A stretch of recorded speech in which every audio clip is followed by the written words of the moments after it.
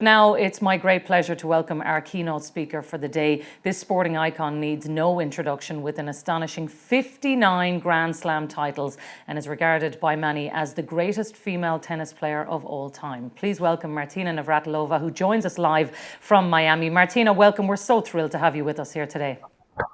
Thank you so much. Thank you, Jackie, for that lovely introduction. And hi, everybody tuning in from home, as I am home. So I'm really sorry that I can't be there in person with you guys today. But as you know, these are very strange times we are living in. However, I do feel like I'm at home here in Ireland because it's raining outside. It's actually pouring. And I'm sure you guys are laughing, but I can't hear you. But anyway, I am really, really delighted that I was invited for this 20 by 20 and KPMG to be a part of this great finale event for the 20 by 20 movement, and to have this opportunity to talk to you all. Actually, I'm old enough to know that the PM of KPMG stands for Pete Marwick, but that's another story. But what is next for women in sport is an issue that is not just an Irish issue, of course, but in fact an international one, and one that we all need to stop to think about, talk about, and ask questions about. Since 20 by 20, I keep saying 2020, it's the year 2020. Since 20 by 20 launched in 2018, I have heard so many incredible stories of the cultural change that has been happening in Ireland for women in sport. It is really great to see so many of your superb athletes starting to get the coverage that they deserve, and to see them breaking down the barriers that lie before them, and to see so many young girls and boys being inspired by those that pave the way for them. So I'm here to speak today to you about my life and breaking down barriers. I'm humbled to be invited to speak here because you want to learn from my life and experiences and career. So I do think that I changed the sport of tennis for the better. I was always a little more aggressive with my game and in life, but I really didn't know any other way to be or to play. I always just tried to be the best, despite obstacles like growing up in a communist country, coming out, and having to fight for equal prize money. I was always outspoken, yet always true to my word. But I do think I made a difference. But as you all know, there is still a long way to go. When we want 50% of coverage, and we have a 50% increase of coverage for women, but it's really only from 3% to 6%, as the numbers showed, we know we have a long way to go. But for me, in my own life, I always try to apply these three simple rules: break boundaries, be yourself, and believe in yourself. In other words, the 3 Bs. Some experts say that I may be the best tennis player of the modern era. Who knows? But it was a long journey, and it didn't happen overnight or in one shot. It was a long trip to get here. I spent a lot of years building a strong foundation, and I would like to share with you the lessons that I've learned along the way, because I didn't shatter the glass ceiling with just one ace. Well, for me, actually, it was a wall, but I'll tell you about that later. My formula for success has evolved over 40 years of trial and error. 40 years, yikes. I just had my 64th birthday the other day. Anyhow, it is what it is. But first, you really have got to think big and tap into your talent, because every one of you out there in the audience today is unique. We all have talents, strengths, and abilities that nobody else has. So I'm telling you to go today, to go out there, use what the fullest. And you will use it to bring women in sport in Ireland into the spotlight. Use it to get your message across. Use it to ask those vital questions of those around you, those who say you can, you should, or you won't. Let me give you a sense of what I'm talking about. I discovered my talent early. When I was about 3 years old, I lived with my mom in a single room in my mom's childhood home in what was then known Czechoslovakia, now it's the Czech Republic. But our house happened to overlook a tennis court, and that court was the last remnant of my mom's family estate.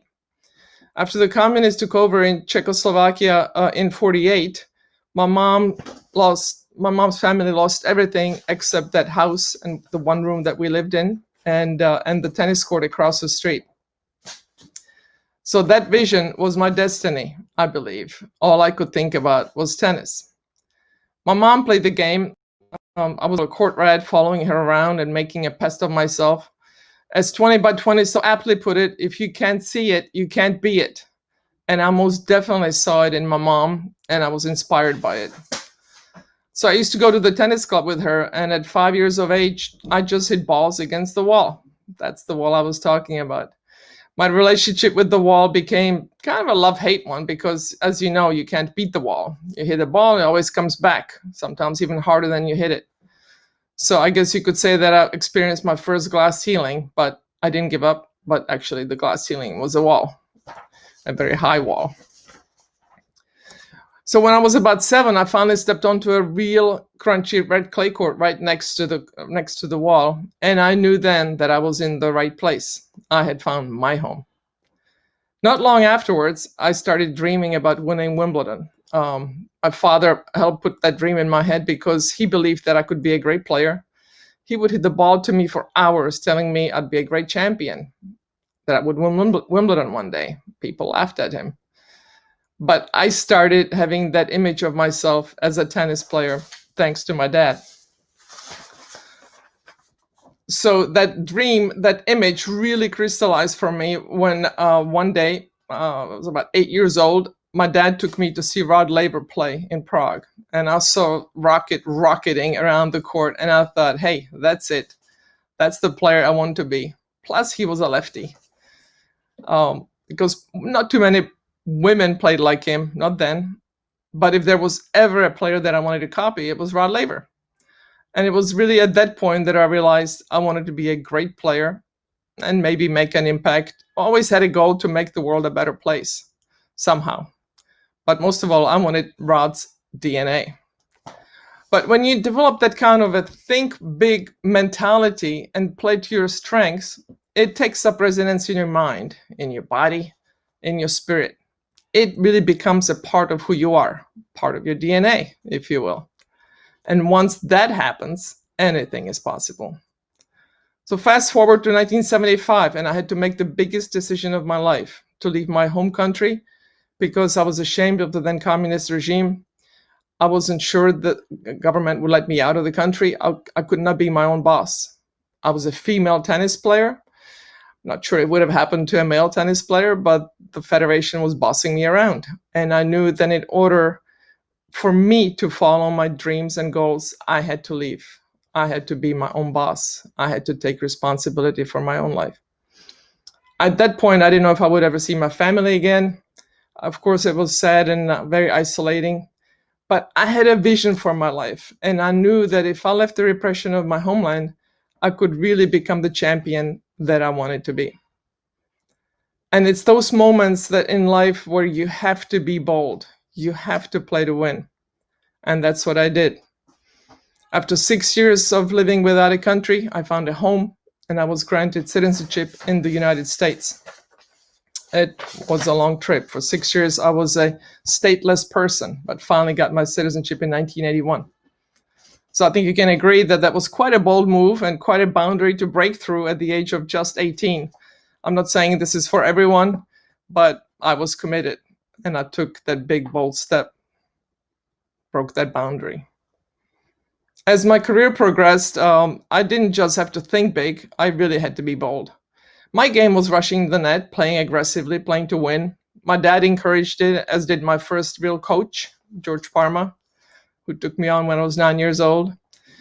That freedom and intensity that they endorsed led me to a lot of other choices in my life. I grew up hearing my parents and my coach tell me, be bold, go for it, have fun, and play to win. And that's exactly what I've done. So I made another bold move in 81 that year. When I became a citizen, I decided to come out.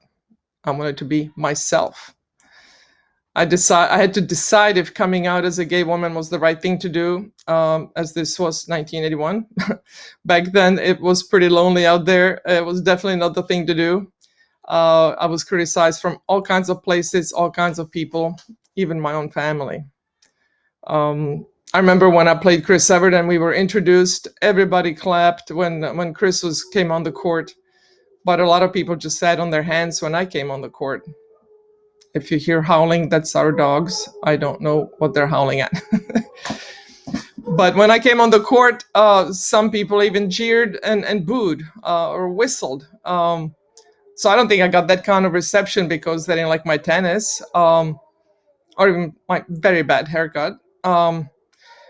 As you can see, I don't have that much hair. But anyway, it is what it is. I can't really complain about my body and my face, but when God got to my hair, she quit. Anyhow, coming out definitely did not help my tennis popularity, nor was it considered a business decision. I paid a price. I think the phrase that I heard the most was career suicide. I know I lost millions of dollars in endorsements and sponsorships, but in my heart, I know I have gained things of much greater value. The opportunity to live my life to the fullest, with integrity, with intent. The knowledge that others might have come out because of my example, and the chance to change the world for the better. Although when I was a little girl, I didn't think this is how I would be doing it, but here we are.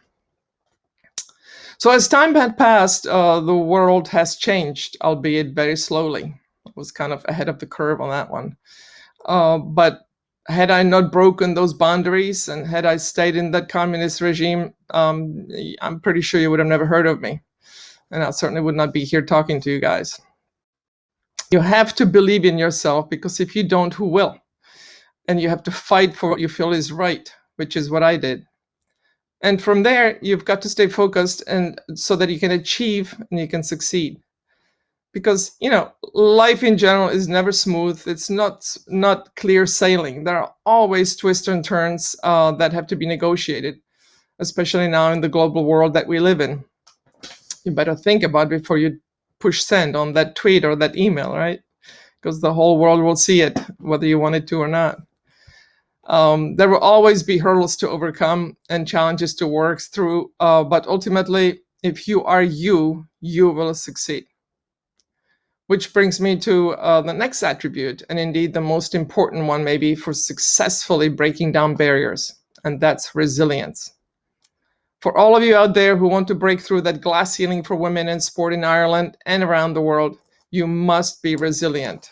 I mean, we are women, so we already kind of got that part covered. Really have to go for it. You must be able to bounce back from low points, to bounce back from adversity. I've heard it said that resilience is a tennis player's best friend. As a tennis player, you have to roll with the punches, and when you miss a shot, you need to bounce back. Because even if you're losing, staying in the game and on the court is a victory in itself. It's also been said that adversity is what introduces you to yourself. Our lives are filled with highs and lows, but I've learned to stop viewing and labeling experiences like a bad shot as a missed shot as bad or good. I treat them as challenges or opportunities to grow and improve. What can I do better on that shot next time it comes around? Let's say you're a champion tennis player and you've entered a tournament. Everyone is a beginner. You can win easily, but the tournament's not that much fun. You want to be challenged. It's only when you have other players, some who are better than you, then the matches become interesting and you play your best. So you kind of treat your life as a game when you're constantly being challenged. Think of it as an opportunity. Treat the battle for equality for women in sport as something that will challenge you, and you need to be your best. And then when you do that, very little will faze you. You just keep coming back for more.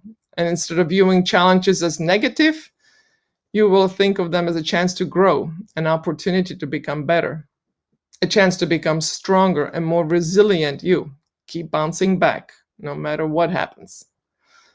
I also believe that I'm resilient because I live my values. I embrace values like sportsmanship, fairness, human rights, equality. These qualities is what keeps me standing, even if I am getting pummeled.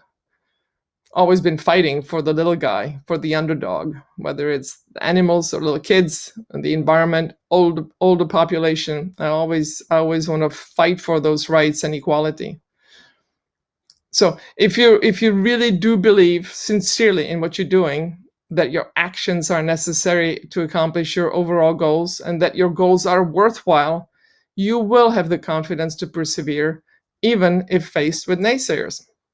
Look, when I made my comeback at the age of 43, I had to deal with a lot of naysayers everywhere. Even my dad said, you're tampering with your legacy. You're too old. You're 43 years old. Come on, just sit on your glory days. They're behind you.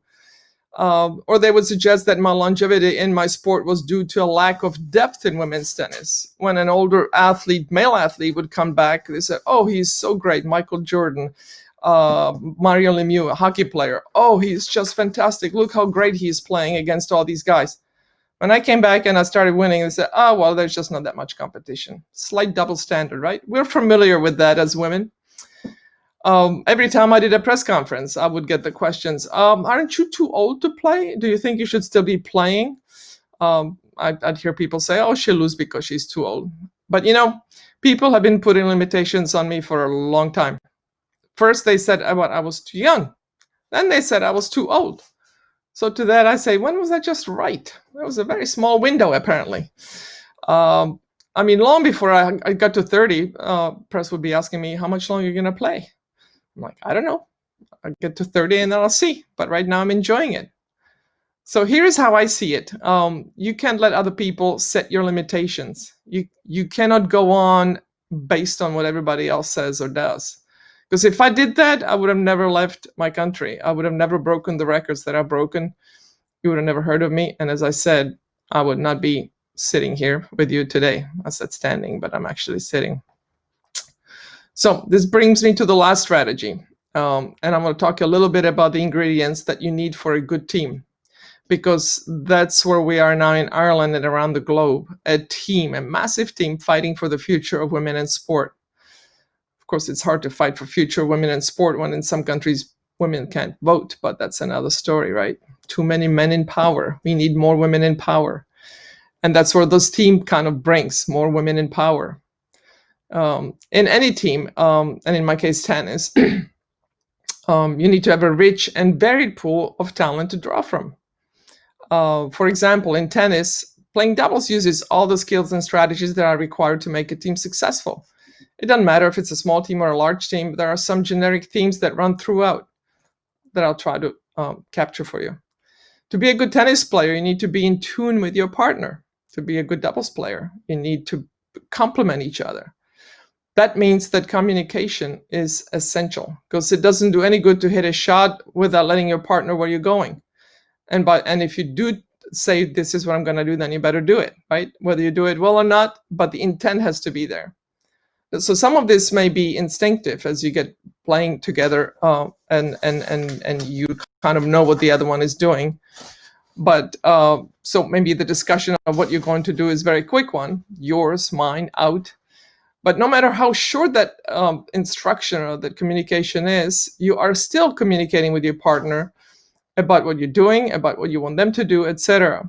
And that's all we all need to know. We need to be a team and work together on all of this. Work together to shape that better future for all those young girls and boys who are daring to dream and dream big. Go big or go home, right, as they say. And part of that teamwork is also celebrating, when which is what this event is all about. We can celebrate, but we need to keep going. But the achievements of the last 2 years since 20 by 20 was launched really are amazing. I mean, you heard Sarah speak about some of these great research insights, and these achievements should be celebrated. So well done to you all for bringing it this far. But as you see, a lot of work to be done yet. But it's really important for everybody to respond positively to your partner, whether it's in the boardroom or on the tennis court. Nobody sets out to hit a lousy shot, right? Nobody sets out to miss. Sometimes errors are made.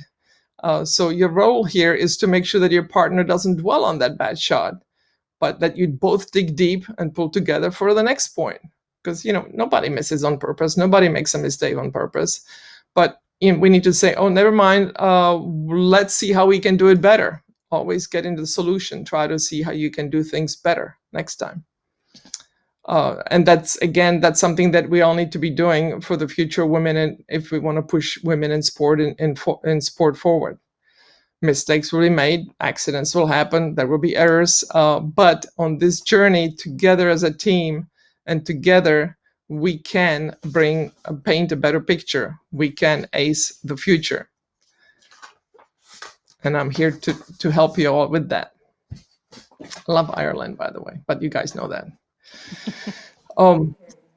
Working with and for each other is a real key theme for any team.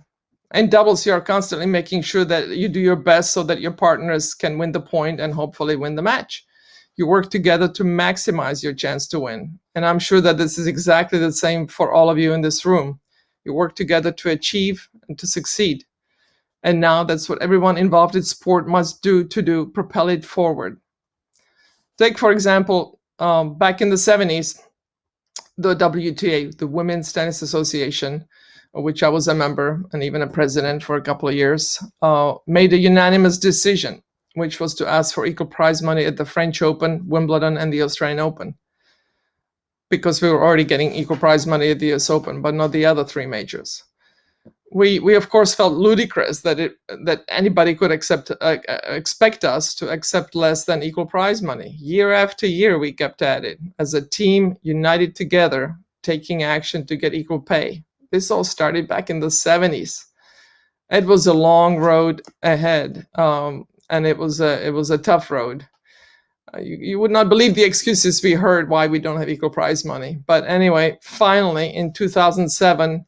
Wimbledon decided that they didn't want to hear our shrill voices anymore, and finally gave us equal prize money at Wimbledon, which was the last major to do that. So sometimes you have to fight long and you have to fight hard, but ultimately you will get there. So really my message today is not to be afraid. Ask yourself, are you honest with yourself about what is truly important in your life? Are you following your heart? Are you living your truth? Are you being real in everything? Are you challenging the status quo that is unfair? I know I've been doing that all my life. I to be. And I was lucky because tennis had given me a platform to say these things and hopefully make a difference. And that's really cool. But you just really need to believe in yourself and what you stand for. And I think that this event that will help you to spread the word that in today's sporting world, the role of women has changed beyond all belief. But there is still a lot of work to be done. As the saying used to be, we've come a long way, baby. But we've still got a long way to go. The role of women in sport today needs to be the subject of books, headlines, and speeches all over the world. I want to see it on the news as a lead story, not as an afterthought. So this means that all of you here today are facing challenges from top all the way to the bottom. And it is so important to remain agile and really focus all your strength to maintain. We're here today with 20 by 20 to get you to think about the future for women in sport. We are here today to get you to ask questions about women in sport.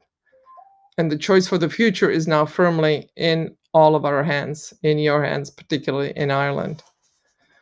So I say to you today, to all of you watching right now, I wish I could see you, but do stand up for what you believe, because nothing drains energy more than suppressing action, passion, and commitment. Surround yourself with people that believe in you, that say, yes, you can. And remember those 3 B's we spoke about at the start. Get out there, break those boundaries, get out there and be yourself. And most important, get out there and believe in yourself. Thank you very much. And I better turn off my phone here. It's beeping. I'm getting some messages. Oh, no, it's some political photos. I will turn off my beeper. All right, here we go. That's okay, Any questions? Martina. Thanks so much. It's really amazing just to hear even some of those insights and some of those lovely stories. And we're getting loads of comments as well on Twitter. Ruth Delaney says, so inspiring. Great to have an icon speaking on women's sport in Ireland. Emma on Twitter says, absolutely thrilled to hear Martina speaking. Such a treat to hear a greatest of all time speak about her early life. I have chills. And Medb, completely in awe of Martina speaking. This 20 by 20 movement has changed Irish sport forever.